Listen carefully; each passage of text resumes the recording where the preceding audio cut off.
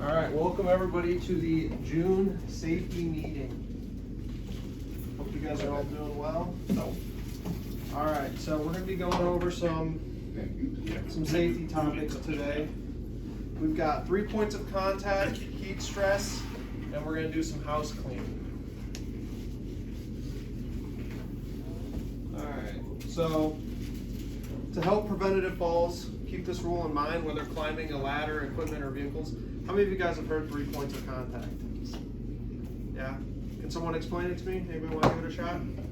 3 points of contact means 3 hands. Three. I mean, 2 hands, 1 foot or 2 foot, and 1 hand. Yeah, so, you know, you either got 2 feet, 1 hand, 2 hands, 1 foot. Just making sure that we're always holding on to something. So, climbing on ladders is a routine part of any job, and especially ours. You know, you guys are climbing up on the tanks, you guys are climbing all over the place. So anyone who suffers from an injury fall on a ladder, like slipping or jumping, it doesn't take a lot of height to, you know, hurt yourself. You know, it could only be a couple feet and you could twist your ankle or bust your knee or fall on your butt. I don't know, it happens. So improper ladder use is one of the largest amounts of injuries that come from these types of injuries. So we want to make sure that we're using the 3 points of contact when we're going through it. So the 3 points of contact rule is simple. When climbing or descending ladders, trucks, and equipment, always maintain contact with 1 hand and 2 feet, or 2 hands and 1 foot. If you maintain 3 points of contact while climbing, you can limit your exposures to slips and falls. So ladders. When climbing a ladder, you must have both hands and feet and face the ladder. This is always allows you for 3 points of contact with the ladder and reduces your chance of falling. So we want to make sure that, I mean, as far as setting up ladders, you get your guys' ladders always in the same spot. So just make sure we're being vigilant of how we're climbing up the ladder. You know, don't hang on to like the doorknob or your mirror or anything when you're getting up or down, or make sure you use the designated handrails. Alright, so like I said, grab the point of contact firmly, climb on and off the vehicle or equipment from a stationary aspect. Always mount and dismount while facing the vehicle or equipment. Don't turn around and jump or, you know, whatever. We're not young guys anymore. Okay, so don't use the wheel hubs, machine tracks, door handles, mounting or dismounting. Make sure both feet are firmly planted on the ground before you go. Break your 3 point contact when you reach the ground. So this is pretty simple stuff, but it's mandatory for me to cover it, and I want to make sure everyone's being safe. So just be vigilant and be wary when you guys are popping up and down the ladder in the truck. All right, so some heat stress. So heat stress refers to the psychological strain on the body caused by excessive heat exposure. It occurs when the body's mechanism for regulating internal temperature is overwhelmed and leading to an imbalance between heat production and heat loss. So what's the hottest you guys have seen it out there already? 90. 90. It hasn't been too hot, but you guys know this is the time of year when it gets hot. So what are some things we can do to make sure we're staying cool? Plenty of fluid. Plenty of fluid, AC, take a lot of breaks. You know, you guys crank the AC in your cab. Make sure you guys stay cool. We got popsicles out there. Make sure you guys are filling up your water. Make sure you're wearing loose, dry clothing. Try and stay cool. Okay, so working in environments with high ambient temperatures increase the risk of heat stress. The hotter the environment, the more challenging it is for your body to dissipate heat and regulate internal temperature. So we don't want you guys getting sick because you guys are too hot wearing your jacket or whatnot in the 90-degree weather. So high humidity levels impede the body's ability to cool down throughout sweating.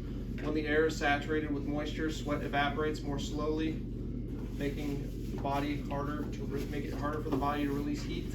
Engaging in physical demanding tasks or strenuous activities increase the metabolic heat production. This raises the body's core temperature. Make sure you guys are staying cool, all right? Factors such as lack of shade, direct sunlight exposure, proximity to heat sources, and reflective surfaces can contribute to the increased stress risk. So if like you guys are running low on those popsicles, let me know. We'll get you more. If you guys are too hot, take your break. You guys know the rule. Take your break whenever you're feeling hot, whenever you're getting sweaty, whenever you're tired, or we don't want you guys passing out due to high heat. All right, drink cool water, hydrate fluids to replenish lost fluids through sweating, avoid caffeinated or alcoholic beverages as they can contribute to dehydration. Sipping on fluids consistently throughout the day helps to maintain hydration levels. Wear lightweight, loose-fitting, breathable clothing made of moisture-wicking materials. Facilitate sweat evaporation. So, you know, those dry-fit Nikes, they're always good. Whatever you guys want to do, you know, make sure you're staying warm, but make sure you're also contributing to the PPE rules. So schedule regular breaks in cool areas. Make sure you're taking ample time to let your body re-regulate. All right, anyone got any questions on heat stress? All right, next we're gonna move into a little house cleaning, guys. What can we see is wrong with this tire? Somebody rubbed the curb. We don't know where that happened, you know? Could it have happened going over the train tracks into Intech? Sure. But guys, we need to be catching this stuff. This is honestly a life and death situation. If that tire blows out on the front cab like that, you could be done. So when we're doing our pre-trip inspection, we need to be looking for stuff like this. It's an easy fix. Yeah, post-trip inspection, you know. Don't just do your due diligence for yourself, do it for the next guy too. This is plainly unacceptable, you know. We need to find those, and we cannot have those happen. Oh, is it? Put a patch on that. So you guys know what to do. We have the Goodyear number. We know to call Mike or Red. We know what to do. So this kind of stuff should not be happening. And if it does get like that, you guys know what to do. Just call it in. All right, the next one. All right, a little bit of BOL training here. All right, do you guys see what this plate says right here? The capacity. What's that number right there? 5,400. And what's this bill say? 5,600. That's still only Oh, he wrote the that's 56. still only 5,000 gallons. That meter's been off for over. If you're So- an Amrock and you load with one of That's why those they do trailers, that. I tell them 5,600 gallons, Yep. but I write in 5,200. But what Because they're off by happens? 4. But what happens when a DOT officer pulls you over and they see 5,600 and then Better they go to your explain data yourself. plate Oh, you're and they screwed. see 5,400? Yeah. You're in trouble. So guys, if we're loading 5,400, even if you know you told them 5,600, make sure you're putting your actual weight on the bill. Amrock is probably the one that wrote that. Get that your hand right, Malcolm. No, you can read it. That's definitely not mine. We're not pointing fingers. We don't care. We just want it done right. And another big part is making sure we are signing a legible. CJ, it's the same truck number, same truck number with the bad tire. I'm not. Come on, Nick. Looks familiar. Listen, I'm not throwing anyone under the bus, but guys, your driver signature as well on your BOL has to be legible. They have to be able to go back and say this was done by this person. That's your work. But So if ain't you that- get pulled ain't over that and they what- say that's chicken scratch, they could. But ain't that what the give you a delivery bar is for?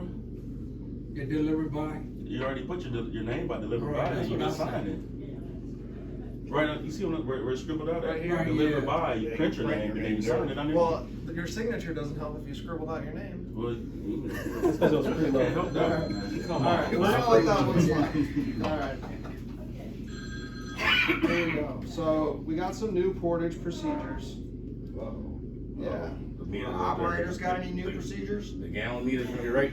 That's the one. Pretty That's much. the question. So we've really gotten on the operators lately, so they know what mills need what percentages, as far as like, you know, you need 17.5 when you go here, you need 18 when you go here, and we've really called them for a higher standard. So we know this has kind of been the procedure the whole time, but we want you guys to wait your 15 minutes after you drop your sample bottle.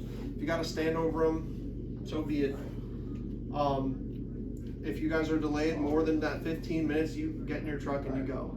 But you write your reason on the BOL and you let us know. Because we need to start documenting this so we can hold them to that higher standard. And if the product is out of spec, we're gonna ask you to either do one of two things. You're either gonna dump it back in the tank, or we're gonna take it to somewhere else. So say if you're going to Delta and it's 15%, probably not gonna send you to Delta, you guys know that. You're gonna go to US or whatever. Next, US paperwork, guys. This is big for those of you who go to US. When we're done, you are not writing your number on your truck. You are writing the US gallon counter. There's a discrepancy right now in the billing between what we are writing and what they are giving us, and it's causing a ton of confusion. So when you're done loading, make sure you're putting their number. Don't put our number. It's gotta match, or else we're not gonna get paid. Put US's number, right? Yeah, put US's gallon counter number. That's what I was doing. Yeah, who's not doing that? No, I mean, you guys are putting your number, but You it's cross not off, their you number. load 5,200 at Jordan, you get US, you'll offload Well, you cross it out, 5150, you then cross off 5,200, put 5150. Yes, Yeah. that's what exactly. always You been. got to put US's number. You don't put your number, you put US's number. Every time, guys. Alright. Next bit of house cleaning. Guys, we need to be cleaning our trailers. I've gone back there, I've seen some messy, messy stuff. I know, you know, if we're unloading it, if we're getting a load out of inland and it's dripping, put the bucket on the hose before you move it. Like, to have those stains on those trailers, Real quick, we need water up there in the hose. Yeah. do they have water on the hose? We have an eye wash, that's it. Right, We inlet? fill it up with a bucket. I will talk to them about Up getting top, a hose, yeah. but They got the one on the ground. Too, about how they broke the pipe up there. if you guys, if the hose isn't working at the facility, I need to know about it, so I can tell them. But this is our equipment, guys, this is the stuff we're in every day going to customers, we need to keep it clean. We can't have those ugly Stains up pea there. stains everywhere. Where, Hey CJ, can we so- take those trailers to the truck wash? You know, here's the thing, have we ever turned down anybody taking a trailer to a trailer wash? You finna get us in trouble. And, Well, I never took one. I expect you guys to take Yeah. it to the trailer wash. Okay, take your okay. pictures, and you also tell them to scrub the tractor and the trailer with the brush. Yeah, So okay.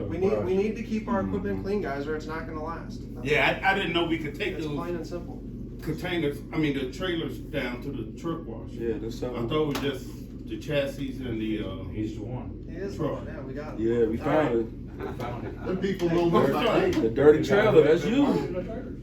Alright. I'm outside, man. What you talking about, man? You guys all know, I am more than okay with you guys taking time to wash your trailer. You'll never get in trouble for that. Alright, miscellaneous, make sure we're wearing PPE, we're checking our airbags, we're adding our inhibitor, and we're putting our SP number on the bill every time. I'm gonna preach this until it's not happening anymore, but, alright. You guys got it. You guys know the SP numbers. Yep. 516. Alright, so here's our little video of the Does it involve death and destruction? I believe so. Let's slow down, He there's believes what so. possibility is.